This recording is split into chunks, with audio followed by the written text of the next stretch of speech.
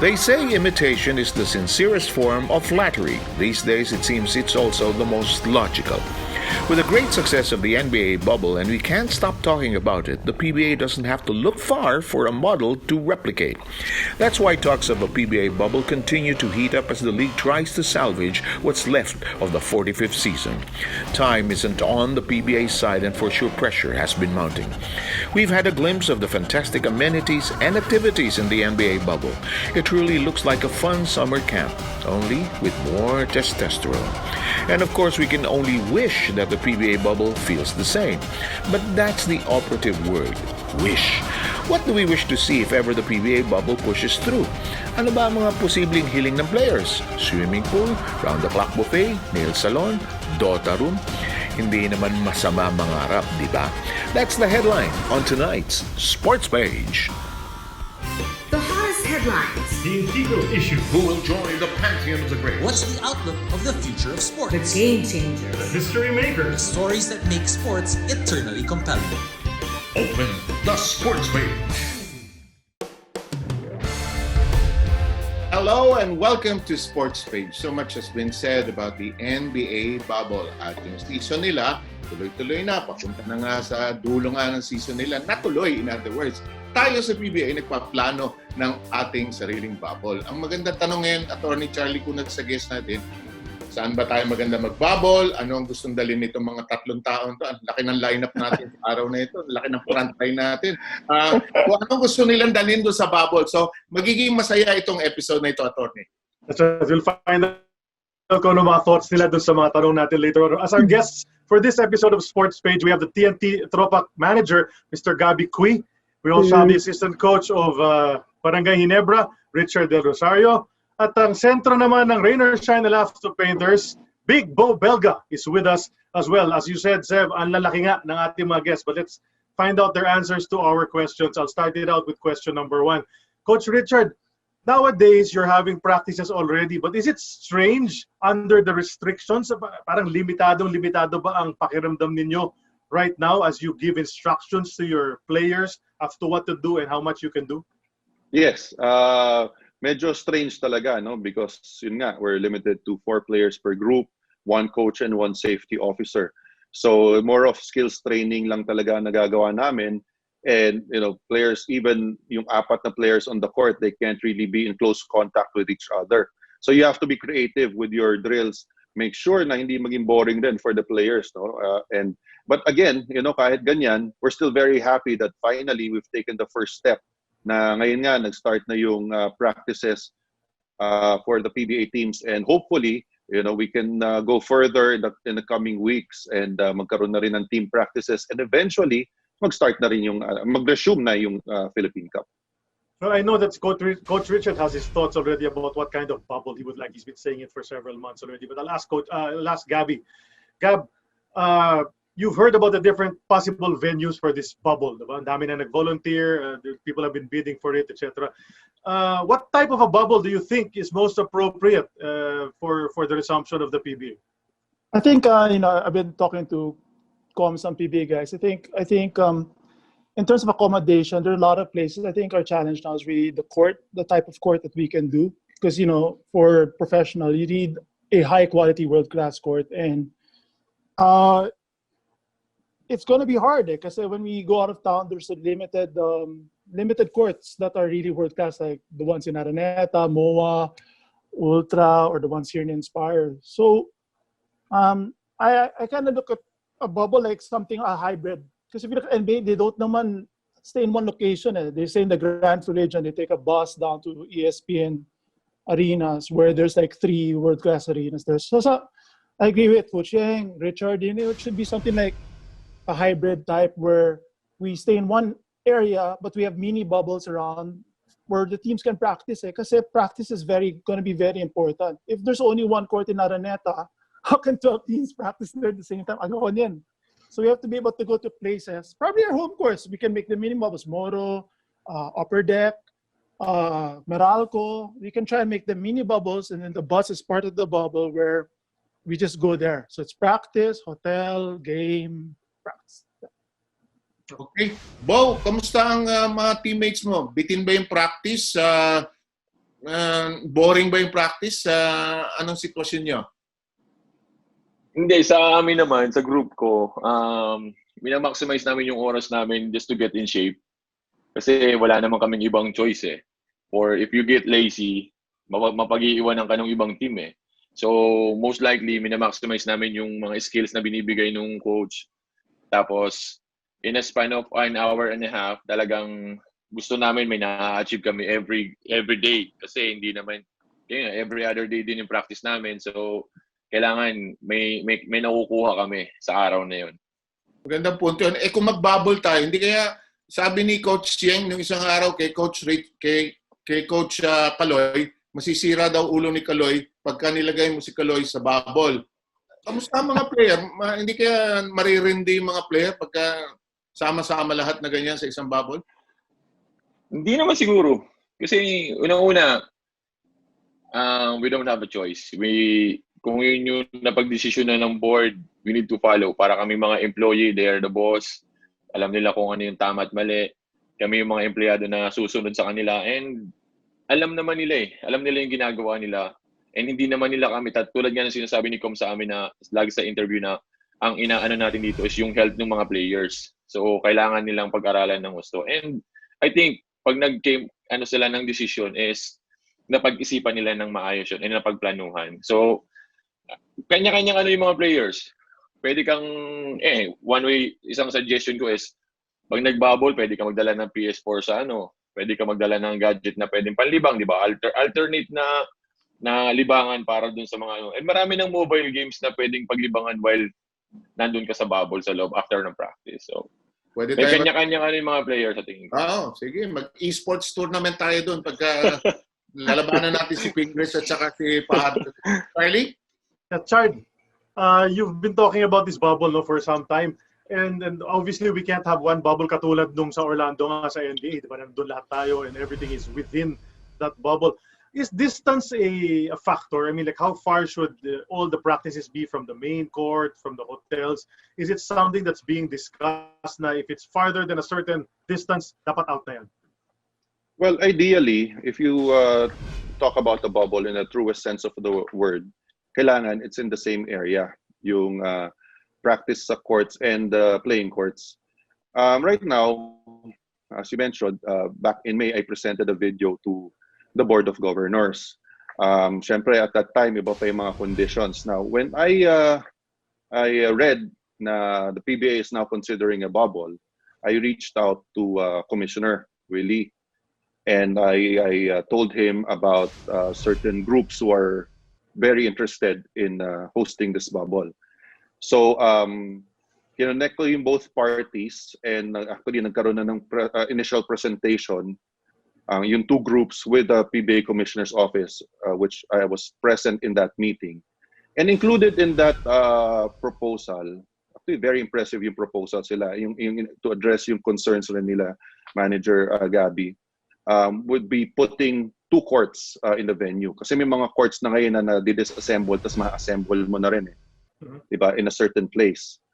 That's one of the challenge, no? And then, nung naging challenge yun, I also, to help the Commissioner's Office, I also looked for some other areas na sino ba yung may ganyang flooring.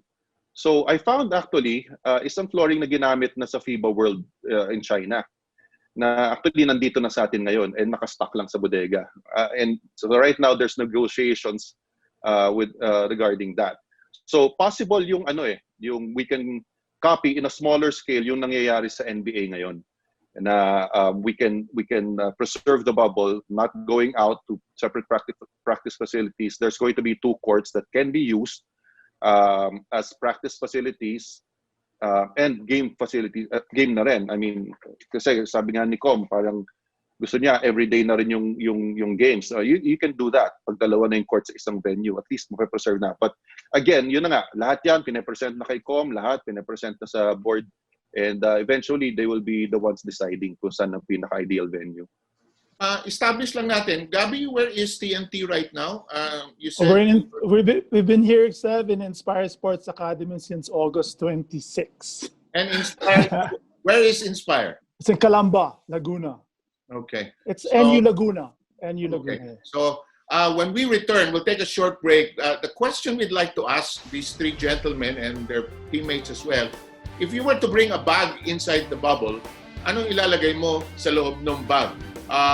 Si Beau may plano na sa esports niya, pero tanungin natin yung mga players at yung mga coach at manager kung ano yung dadalhin nila pagbalik ng sports page.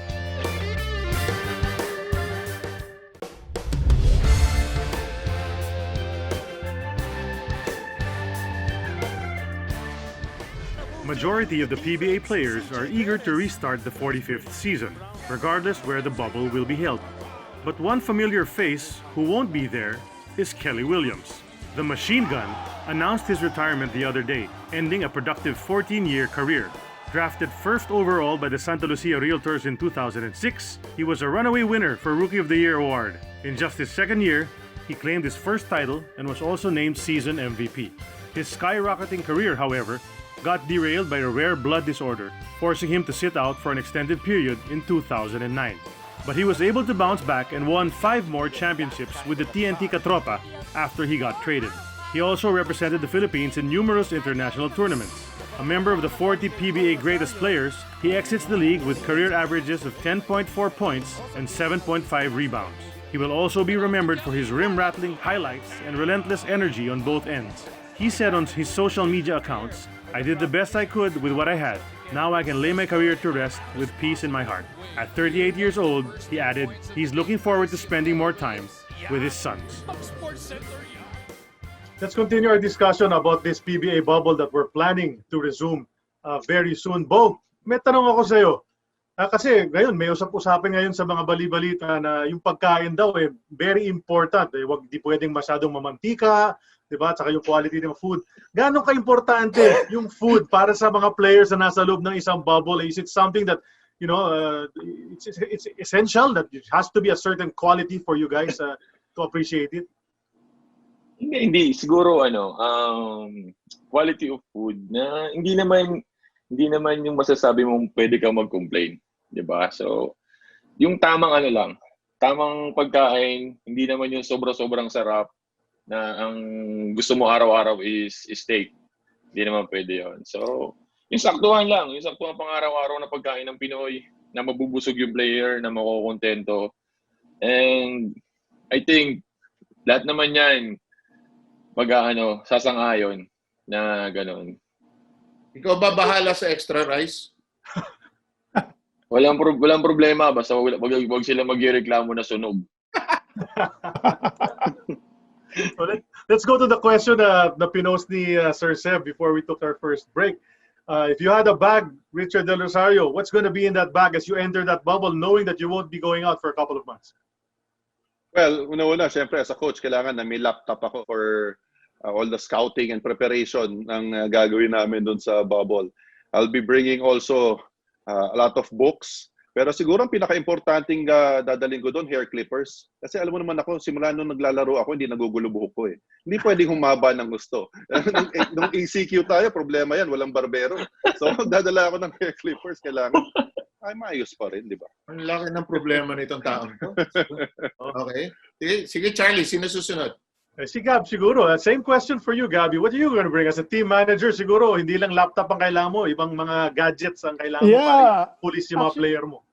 Actually, one thing I brought here is my bike. So I have my bike there, and then I bike around. I can bike 45K with my friends. So we connect online with an app called Zwift. So it allows me to stay in shape even though I'm here. If there's a golf course, sana may golf clubs. And then, of course, you need your sounds, like your JBL boombox here. I have a boombox so you can watch Netflix. Hindi bag ang dinala niyan. Hindi bag. Boss Gabby, pwede ba maki-roommate sa'yo pag may babo? Yeah! Parang wala na akong dadaling gamit. Dadalhin ko to. Container ang dala niya. For that 1 month and a half tayo sa wherever we're going to be, I'm going to bring my bike. It keeps me sane so I can, like, at least exercise because, you know, I'm not a player anymore. So it's great. Well, I was going to ask, no, yung pag yung people who are allowed inside the bubble, what are the regulations, Richard? as to who can enter? Is there some companion that's allowed to go with you, or part family, whatever? Because we know in the NBA, they allowed some family members recently to enter for the players, not for the coaches, which upset some of them. Para sa inyo, paano mangyari yun? Well, ideally talaga to preserve the bubble in a strictest sense of the word, wala talaga pwede pumasok, no? Other than all the participants and personnel needed dun sa bubble, yung mga initial participants. However, the concern of the players and the coaches and the staff of being away from the family for a long period of time. In that initial proposal ng binigay ko back in May, gumawa ako doon ng mock schedule. That if games will be played daily, on a daily basis, like 4 games a day, done 2 venues, it's possible to finish the elimination round game in 17 days with doing the same format. So in essence, like if you're in a bubble at ma-eliminate yung team mo, 4 teams will be eliminated. So the longest that you'll be away would be 17 days or 2 weeks.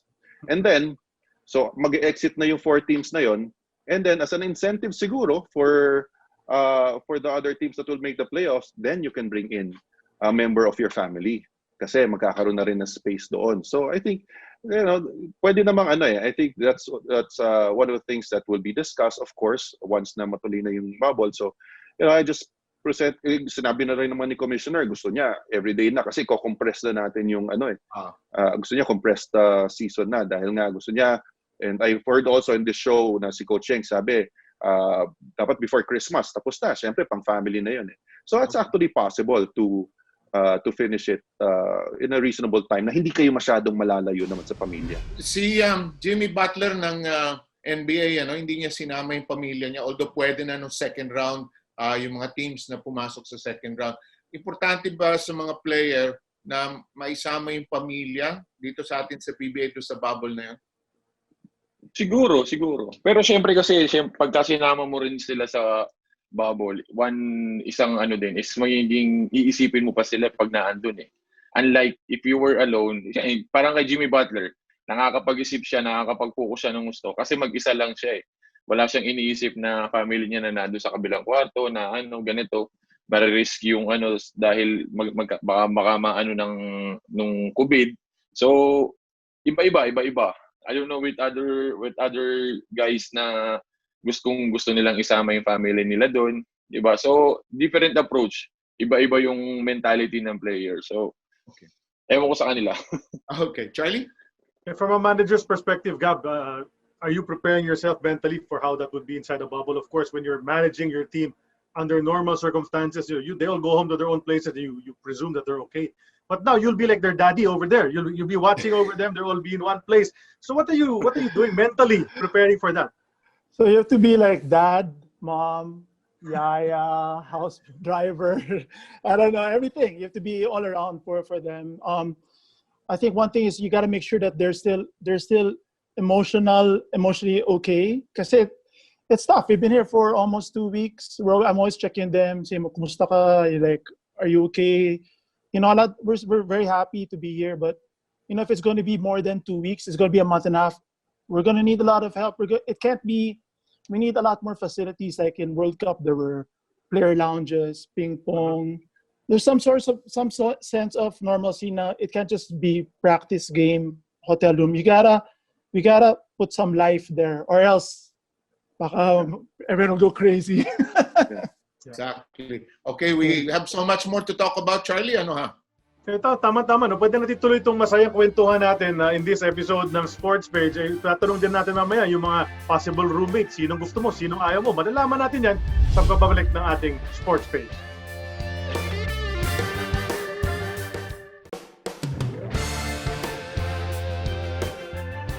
For tonight's That's What They Said, we asked what kind of off-court activities do you want to see if ever the PBA bubble pushes through. And JR Sulit 22 says, sana may vlog din like the NBA players. Ito naman si Catalino Cabuenas Jr. said, Bible studies and Sunday worship service. And si Bohemio, sabi naman chess, table tennis, piko for their footwork, at esports, syempre. So yan ang mga sinabi ng ating mga fans on That's What They Said. And we were talking about that a bit a while ago about esports and all these things that manager Gabby said a while ago. But the question here is for Richard. How strict are you going to be? I know Coach Tim Cohn as a disciplinarian wants his players always in the right place at the right time. I mean, but considering the circumstances na nandun nga kayo lahat nakakulong and everything, how strict will the policies be for your team? Si Coach Tim, ang policy niya, especially when we're playing out of town, like he doesn't impose a curfew on the players because he treats players as professionals. So sabi niya, you're already professional players. I won't give you any curfew, but you have to make sure that you're ready for a game. This is a business trip. Lagi niya sinasabi yun. It's a business trip. And, if we go inside the bubble, it is a business trip. But again, importante rin yung sinasabi nga ni Gabby, yung mental health. We've heard issues of mental health dun sa NBA bubble already. Anxiety, depression. Mahirap talaga yan. So that's why it's very important na dun sa mga proposals na binibigay, I told yung mga groups na kausap ko rin na you have to prepare not only indoor activities but outdoor activities. Mahirap kasi, pag titignan mo lang kasi na, for example, sasabihin nila, nasa hotel, ang swerte naman itong mga to, nasa hotel. But if you're there already and then pader lang nakikita mo, mahirap yun for 2 weeks. Even if you're in an island, after a while, you'll get tired and syempre nga mentally mahirap yan being away from the families. But again, importante talaga na mayroong different activities. And I think yung groups na nagpe-present sa PBA ngayon, they're also including that in their proposals. How to keep the people inside the bubble sane with different activities outside of basketball. Kasi hindi naman pwedeng lakad ka lang punta ka lang sa gym, balik ka na sa hotel, tapos wala ka nang gagawin the whole time, nakatunga ka na. Talaga mapag-iisip ka ng gusto, masisiraan ka talaga ng bait. So I think, and it will affect the games. I'm telling you, sa NBA, di ba? Grabe. I mean, nagkakaroon rin sila ng issues na gano'n. Okay? Assuming sharing yung rooms, kailangan 2 players to a room. Mas gusto mo bang yung team na yung mag-assign o ikaw ang mamimili kung sino ang roommate mo? At kung ganun man, sino gusto mo maging roommate? Hindi, sa amin naman, they usually ask yung mga veterano kung sino gusto nila maging roommate. Yun yung privilege mo pagka veterano ka, you choose kung sino yung roommate mo. And last time na nasa out of town kami, my roommate was Sydney Onmubere. And kilala naman ako ng mga teammate ko. Even if you're not my roommate, kapag kakain ako sa labas, pwede kayong sumama. Walang bawal. So, damay-damay pag ako lumalabas talaga. Well, Bo, ito tatanong ko sa iyo dahil ikaw yung player, you'll be on the court. 'Di ba? Walang fans kasi na allowed inside the venues, mangyayari rito. Yung NBA may mga virtual fans yan. Hindi ko alam kung magagawa ng PBA yan. Pero yung feeling mo, assuming whether it's virtual fans or no fans at all, puro upuan lang, how will your attitude be, na lahat naririnig mo, parang scrimmage lang yung nangyayari? Anong mindset na dapat meron lahat ng player para ganun pa rin yung laro ninyo? Actually, malungkot ako. Kasi walang Ginebra fans eh. Wala akong kaaway eh. Hindi. Malungkot ako. Hindi, syempre, kailangan namin mag-get over yung ganito. Kasi wala naman kaming hindi talaga pwede yung may fans sa venue eh. So, for now, it's like, kami-kami lang muna talaga. And naranasan ko naman siya eh. Nung I think sa Araneta, yung kalaban ng Qatar, naranasan ko na walang fans. It's only Raymond Almasan and Alain Maliksi who's cheering for us. So, hindi na bago sa akin. Medyo nakita ko na yung atmosphere na walang nanonood sa stand. Okay. Probably our last question for this set. Let's start with Gabby. What are your feelings about the plans for the October 9 daw ang balik natin? How optimistic? How guarded are you? What are your sentiments about the bubble, Gabby? I'm excited. It's got to be done. It's the only way we can do a conference. All the teams, all the players, we all want to play. Coaches, we all want to be there. We'll all sacrifice to do this. It's something new, but it's something we got to do. And I think, all the Filipinos are looking forward to it, diba? Kasi tayo lang yung sport na we're going to be the pioneers here in the Philippines and gives the Filipinos something to look forward to watch basketball and, of course, PBA again, diba? Importante yan. Basketball's our national sport. So, we got to do it. It's going to be a big sacrifice, but if everyone works towards it, I believe in the commissioner, the board, everyone helping out, that we're going to find a way. I mean, if the NBA could do it, so can the PBA. Richard, what do you think? I think it's very possible. Right now, there are steps being taken already, and soon the board will be meeting to discuss all those proposals presented to them. I think the primary concern would be safety above convenience. Safety talaga yung munang kailangan isipin before maging yung what's convenient for everybody. And I agree with the term used by Gabby. It's going to be a sacrifice. It's not going to be a vacation. Okay, it's going to be a sacrifice. Yun ang kailangan intindihin ng lahat. Na, even if you're away from your family, for example, a month or 2 months, sabihin mo na, it's 2 months in a year na nawala sa atin. And it's like you being like, sabihin na natin, parang OFW tayo, that you had to go abroad to work for your families. And isa-sacrifice mo yung time away from your families. Kailangan natin gawin. And it's not only for ourselves. I mean, I think it's part of the social responsibility na rin of the PBA as an institution to contribute to the Philippines, because a lot of people will have a sense of normalcy and hope na pag bumalik na yung basketball, ito na, pwede na, dahan-dahan, babalik na tayo sa normal. So we can uplift the spirits. And I think it's very optimistic because right now, even in the NBA, yung ratings of TV has skyrocketed. Yung advertisements have gotten a lot of positive feedback. So I think it's going to be a very good investment for advertisers to invest in the PBA pag natuloy itong bubble na to, because all the attention will be in this bubble. Dahil by that time, matatapos na rin yung NBA playoffs. So magandang opportunity to para sa atin. But again, in discussing all of that, safety muna at talaga ang kailangan number one priority. Once we get that settled, then we can see, we can balance yung convenience factor. Charlie, basta hindi free throw shooting ang pinag-uusapan, mahusay itong Richard del Rosario. Pwede. I love the level of desire and optimism. Ang ganda ng optimism. Let's end with Beau. Beau, anong sentiment ng players? Bakit kailangan bumalik ang PBA? Bakit importante? Tama yung sinasabi ng dalawa. Bakit from the point of view of the players, bakit kailangan bumalik ang PBA? Hindi, siguro it's one way of us to give entertainment sa mga Pinoy. Kasi we've been through a lot this past months and kailangan natin ng konting magpapasaya sa kanila in a way, kahit nasabihin mong basketball, but it's purely entertaining pag pinanonood mo. So talagang, and especially lalo na ngayon, all Filipino Cup lang, and everybody's eyeing for that crown. So very exciting sa lahat. Ako talaga, nung nauudlot, medyo pinanghihinaan na ako. Pero nung nakapagsimula, sabi ko tuloy-tuloy na to, wala na makakapigil dito kahit na pag ganito muna. So hopefully magtuloy-tuloy para pampasaya din sa mga Pinoy din. Stress relief din. Okay. Charlie, nakakamiss na yung ganun ni Beau Belga, no? Totoo yan. I like the fact it's all go na sana tayo, di ba? Kami rin sa broadcast booth, kami mga broadcasters katulad nila Seb. We're really raring to go as well, and we want this to push through as much as Richard. Ayoko na mag-cover ng karera ng langgam eh. Charlie, we had a great show with these guys.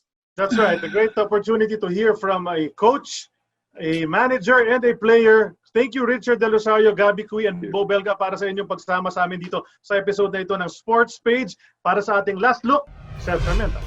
Time is of the essence for the PBA as 2020 is about to end and the NBA is about to end, nearing their end as well. But we cannot be like the NBA bubble. We will create our own PBA bubble with all the adjustments, fine-tuning, and the Pinoy flavoring of the way we play our basketball. The three gentlemen that we brought here today, what a front line.